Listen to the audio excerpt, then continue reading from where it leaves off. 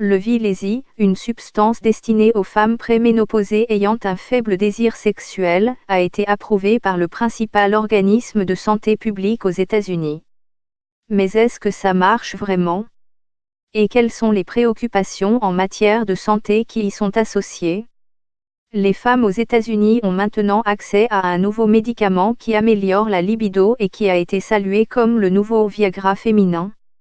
La Food and Drug Administration, FDA, l'organisme gouvernemental américain qui s'assure que les médicaments sont sûrs pour les consommateurs, avait approuvé le Vilési.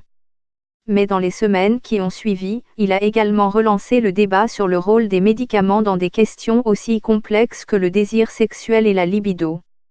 Il est conçu pour les femmes jeunes et âgées sans symptômes de périménopause ou de ménopause mais qui souffrent du trouble du désir sexuel hypoactif, TBDS.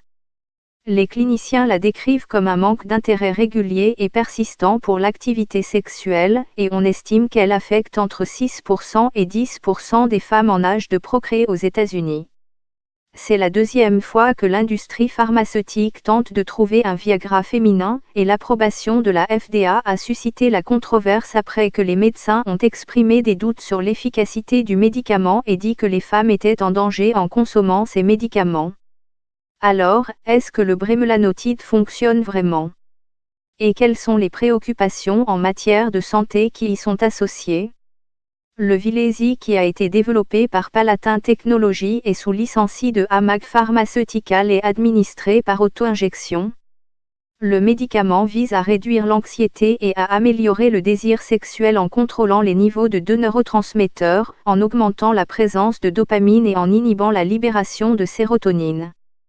Le nouveau médicament sera le concurrent direct de l'ADI vendu par Spru Pharmaceutical qui est pris sous forme de pilule quotidienne et a été approuvé par la FDA en 2015. Cette décision s'est également révélée controversée à l'époque, car certains experts ont déclaré qu'ADI était minimalement efficace et peut-être dangereuse.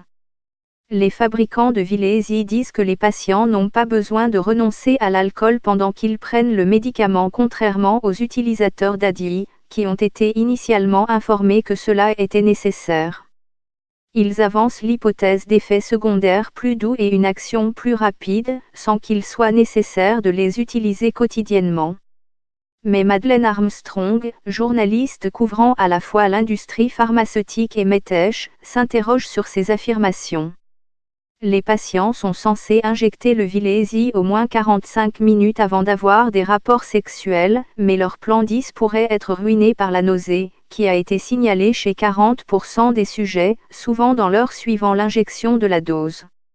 Selon une étude réalisée en 2016, la baisse du désir sexuel chez les femmes touche une Américaine sur 10, dont beaucoup ne se font jamais traiter.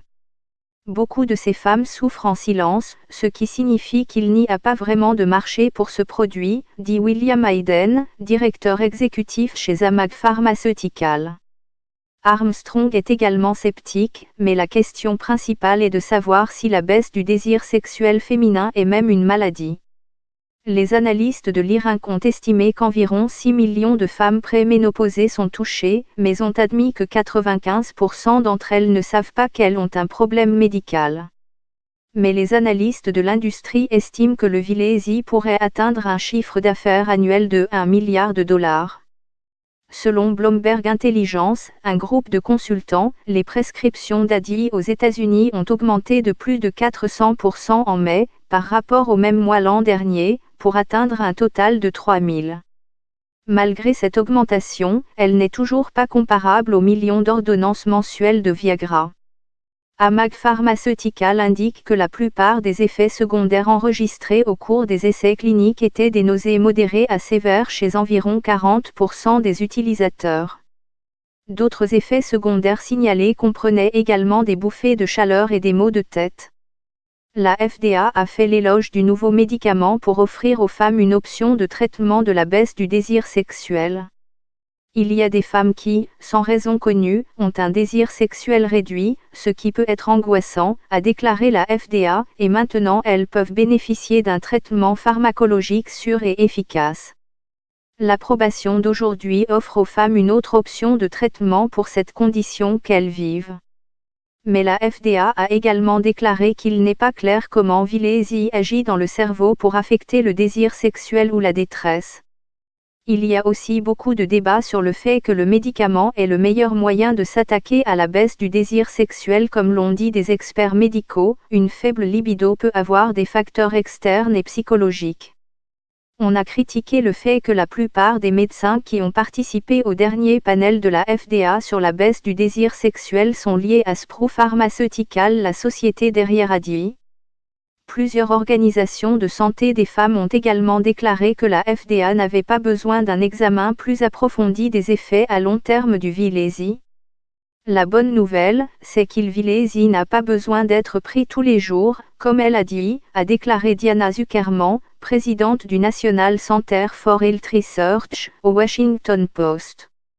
La mauvaise nouvelle, c'est que le public ne peut avoir confiance en l'innocuité du médicament parce que nous n'avons pas accès à des renseignements à long terme sur son innocuité, a conclu M.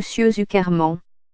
Les essais médicaux du Vilesi se sont déroulés sur une période de 24 semaines, impliquant plus de 1200 femmes préménopausées atteintes de baisse du désir sexuel. La plupart des patients utilisaient le médicament 2 à 3 fois par mois, mais jamais plus d'une fois par semaine.